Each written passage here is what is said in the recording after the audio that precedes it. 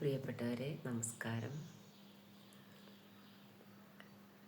ഇന്ന് എനിക്ക് നിങ്ങളോട് പറയാനുള്ളത് ഒരു സർക്കിൾ ഓഫ് കൺട്രോൾ പ്രാക്ടീസിനെ കുറിച്ചാണ്. സർക്കിൾ ഓഫ് കൺട്രോൾ പ്രാക്ടീസ് എന്ന് വെച്ചാൽ നമ്മുടെ ജീവിതത്തിൽ നമുക്ക് കൺട്രോൾ ചെയ്യാൻ പറ്റാവുന്നവയും പറ്റാത്തവയും, പറ്റാവുന്ന ചില കാര്യങ്ങളുണ്ട്, പറ്റാത്ത ചില കാര്യങ്ങളുണ്ട്. ഇത് നമ്മളെപ്പോഴും ഇതിനെക്കുറിച്ച് നമ്മൾ അവെയറായില്ലെങ്കിൽ, നമ്മളിതിനെക്കുറിച്ച് മനസ്സിലാക്കിയില്ലെങ്കിൽ, ശ്രദ്ധിച്ചില്ലെങ്കിൽ നമുക്ക് ഉള്ളിൽ അസ്വസ്ഥത തോന്നും. ഈ അസ്വസ്ഥത ഒഴിവാക്കാനായിട്ടുള്ള ഒരു ചെറിയ മാർഗ്ഗമാണ് ഞാൻ പറയുന്നത്. നമ്മളൊരു പേപ്പർ എടുക്കുന്നു, ആ പേപ്പറിൽ ഒരു വലിയ സെൻറ്ററിൽ നോക്കിയിട്ടൊരു വലിയ വൃത്തം വരയ്ക്കുന്നു. ഇതാണ് നമ്മുടെ സർക്കിൾ ഓഫ് കൺട്രോൾ. ഈ സർക്കിൾ ഓഫ് കൺട്രോൾ എന്ന് പറഞ്ഞാൽ ആ വട്ടത്തിൻ്റെ ഉള്ളിലുള്ള മുഴുവനും നമുക്ക് കൺട്രോൾ ചെയ്യാൻ പറ്റുന്ന കാര്യങ്ങളാണ്. അവ കുറച്ച് സമയം എടുത്തിട്ട് ഒന്ന് എഴുതി വയ്ക്കുന്നത് നല്ലതാണ്. ആ വട്ടത്തിന് പുറത്ത് ഉള്ളത് നമുക്ക് കൺട്രോൾ ചെയ്യാൻ പറ്റാത്തതാണ്. എന്തൊക്കെയാണ് നമുക്ക് കൺട്രോൾ ചെയ്യാൻ പറ്റുന്നത്? നമ്മുടെ ചിന്തകൾ നമുക്ക് കൺട്രോൾ ചെയ്യാം. നമ്മുടെ പ്രവൃത്തികൾ നമുക്ക് കൺട്രോൾ ചെയ്യാം. അതായത് നമ്മുടെ പെരുമാറ്റങ്ങൾ, നമ്മുടെ വാക്കുകളെ നമുക്ക് കൺട്രോൾ ചെയ്യാം. പിന്നെയും എന്തൊക്കെയാണ് കൺട്രോൾ ചെയ്യാൻ പറ്റുക സാഹചര്യങ്ങളിൽ എന്നുള്ളതൊന്ന് കണ്ടെത്തിയിട്ട് ഒന്ന് എഴുതി വയ്ക്കുന്നത് വളരെ നന്നായിരിക്കും. അതിനുശേഷം കൺട്രോൾ ചെയ്യാൻ പറ്റാത്തത് എന്തൊക്കെയാണ്? മറ്റുള്ളവരുടെ വാക്കുകൾ, മറ്റുള്ളവരുടെ പ്രവർത്തികൾ, ചിന്തകൾ. നമുക്ക് പുറത്തുള്ളത് കുറേ കാര്യങ്ങൾ നമുക്ക് കൺട്രോൾ ചെയ്യാൻ പറ്റില്ല, കുറേ കാര്യങ്ങൾ നമുക്ക് കൺട്രോൾ ചെയ്യാൻ പറ്റും. അപ്പോൾ നമ്മൾ പുറത്തുള്ള കാര്യങ്ങളുമായിട്ട് ഇടപഴകുമ്പോൾ വളരെയധികം ശ്രദ്ധിക്കണം. ഇതൊക്കെയാണ് സോഷ്യൽ മീഡിയയിൽ നമ്മൾ എന്തെങ്കിലും പറയുമ്പോൾ ആ കാര്യങ്ങൾ നമുക്ക് ചെറുതായിട്ട് കൺട്രോൾ ചെയ്യാനായിട്ട് സാധിക്കാത്തവയുണ്ടായിരിക്കും. ഈ കൺട്രോൾ ചെയ്യാൻ സാധിക്കാത്തവ എല്ലാം നമ്മൾ കൺട്രോൾ ചെയ്യണം എന്ന് ആഗ്രഹിക്കുന്നത് ശരിയല്ല. അതങ്ങനെ സംഭവിച്ചുകൊണ്ടിരിക്കും. അത് മറ്റുള്ളവർ നമ്മളോട് എങ്ങനെ പെരുമാറുന്നു, നമ്മളോട് എന്ത് പറയുന്നു, നമ്മളെക്കുറിച്ച് എന്ത് ചിന്തിക്കുന്നു എന്നുള്ളത് അത് അവരുടെ മാത്രം ഇഷ്ടമാണ്. അത് നമ്മൾ കൺട്രോൾ ചെയ്യാൻ പോയിട്ട് കാര്യമില്ല. അപ്പോൾ ആദ്യം നമ്മുടെ ചിന്തകൾ, വികാരങ്ങൾ, ഇതൊക്കെ എന്താണെന്നുള്ളത് നമുക്കൊന്ന് ചെറുതായിട്ടൊന്ന് മനസ്സിലാക്കി വെക്കുന്നത് വളരെ നല്ലതാണ്. എന്ത് പറയുമ്പോഴാണ് ഇപ്പോൾ നമുക്ക് ദേഷ്യം വരുന്നത്? നമ്മൾ ചിലപ്പോൾ തള്ളച്ചി എന്ന് വിളിച്ചേക്കാം അല്ലേ? അപ്പോൾ അതിനെ നമുക്ക് നല്ലൊരു സെൻസിലെടുക്കാം. തള്ളച്ചി, തള്ള അല്ലേ? തള്ള എന്ന് പറഞ്ഞാൽ എന്താണ്? മക്കളുള്ളവൾ എന്നാണ് അർത്ഥം. അച്ചി എന്ന് പറഞ്ഞാൽ എന്താണ്? ഒരു സ്ത്രീ. അപ്പോൾ തള്ളയായിട്ടുള്ള ഒരു അച്ചി, അത് വളരെ പോസിറ്റീവ് സെൻസിലെടുക്കാം. പിന്നെ നമുക്ക് വൃദ്ധൻ,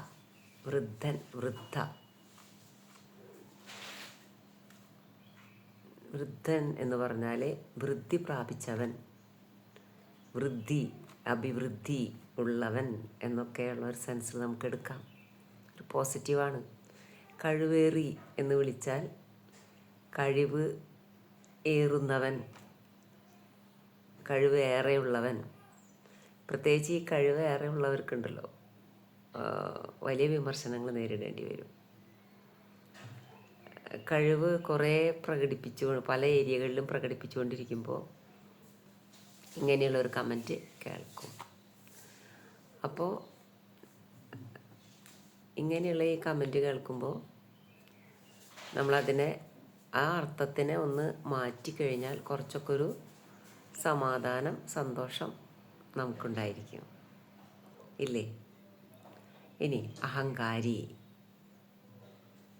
ഇപ്പോൾ രേണുസുതിയെക്കുറിച്ച് എല്ലാവരും പറയുന്നൊരു വാക്കാണ് അഹങ്കാരി. അവൾ നമ്മൾ സഹായിച്ചിട്ടാണ് അവൾ രക്ഷപ്പെട്ടിട്ടുള്ളത്. അതുകൊണ്ട് അവൾ സുധി അവളുടെ ഭർത്താവിൻ്റെ പേരിലാണ് അറിയപ്പെടുന്നത്. അവൾ പലരുടെയും കയ്യിൽ നിന്നും സഹായം സ്വീകരിച്ചു എന്നതുകൊണ്ട് അവൾ അഹങ്കാരിയാണ്.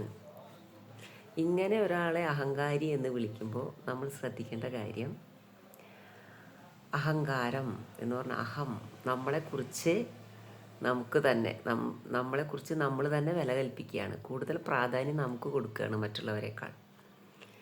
അപ്പോൾ ഈ പ്രാധാന്യം കൊടുക്കുമ്പോൾ ഒന്ന് ശ്രദ്ധിക്കേണ്ട കാര്യം, അത് നമുക്ക് ചില സന്ദർഭങ്ങളിൽ അങ്ങനെ കൊടുത്തേ പറ്റൂ. നമ്മളെക്കുറിച്ച് നമുക്ക് പ്രാധാന്യം കൊടുക്കാൻ വേറൊരാളില്ലാത്തൊരവസ്ഥയിൽ, അല്ലെങ്കിൽ പ്രത്യേകിച്ച് ഒരു ഭർത്താക്കന്മാരാണ് ഭാര്യമാർക്ക് കൂടുതൽ പ്രാധാന്യം കൊടുക്കുക. അങ്ങനെ ഒരു ഭർത്താവ് ഇല്ലാത്ത സ്ഥിതിക്ക് നമ്മൾ കുറച്ചും കൂടി നമുക്കൊരു പ്രാധാന്യം കൊടുക്കുമ്പോൾ അഹങ്കാരി എന്ന് വിളിക്കാനായിട്ട് സാധ്യത വളരെ കൂടുതലാണ്. അപ്പോൾ ശരി, അത് ആക്സെപ്റ്റ് ചെയ്യുക. നമ്മൾ തൻ്റേതായിട്ടുള്ള ഒരിടം കണ്ടെത്തിയവൾ എന്നാണ് അർത്ഥം. തൻ്റേടി, അവളൊരു തൻ്റേടിയാണ് എന്ന് പറയുമ്പോൾ, എന്നെയൊക്കെ ചിലർ തൻ്റേടി എന്ന് വിളിക്കാം, ചിലപ്പോൾ വിളിക്കാം. ഒരുപാട് സാധ്യതകളൊന്നുമില്ല, എന്നാലും ചിലർക്ക് അങ്ങനെ വിളിക്കാം. അങ്ങനെ വിളിക്കുമ്പോൾ നമ്മൾ മനസ്സിലാക്കേണ്ടത്, തൻ്റേതായിട്ടുള്ള ഒരിടം കണ്ടെത്തിയവൾ, എനിക്ക് എൻ്റേതായിട്ടുള്ള ഒരിടമുണ്ട്, ആ ഇടത്തിൽ സന്തോഷത്തോടെ ഞാൻ പ്രവർത്തിക്കുന്നത് കാണുമ്പോൾ ഇഷ്ടപ്പെടാത്ത കുറച്ച് പേർ എന്നെ തൻ്റേടി എന്ന് വിളിക്കാം. ഇതൊക്കെ നമ്മൾ മനസ്സിലാക്കേണ്ടതാണ്. അതുപോലെ തന്നെ നമ്മളെക്കുറിച്ച് നമ്മൾ മനസ്സിലാക്കി വയ്ക്കേണ്ട ചില കാര്യങ്ങളുണ്ട്. നമ്മുടെ ചിന്ത, നമ്മുടെ വാക്കുകൾ, അതൊക്കെ നമുക്ക് കൺട്രോൾ ചെയ്യാം. നമ്മൾ എങ്ങനെ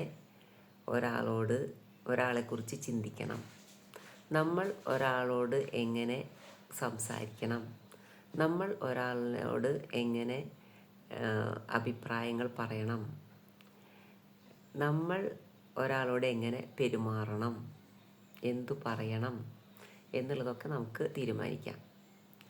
അപ്പോൾ ഇതൊക്കെ നമുക്ക് കൺട്രോൾ ചെയ്യുന്ന മേഖലകളാണ്. അപ്പോൾ ഇന്ന് ഞാൻ പറയണ ഒരു ചെറിയൊരു കാര്യം മാത്രമേ ഉള്ളൂ. സർക്കിൾ ഓഫ് കൺട്രോൾ നമ്മളെല്ലാവരും എന്താണെന്ന് മനസ്സിലാക്കിയിരിക്കണം. ഞാൻ ഇതിനു മുമ്പും കുറേ പറഞ്ഞിട്ടുണ്ട്.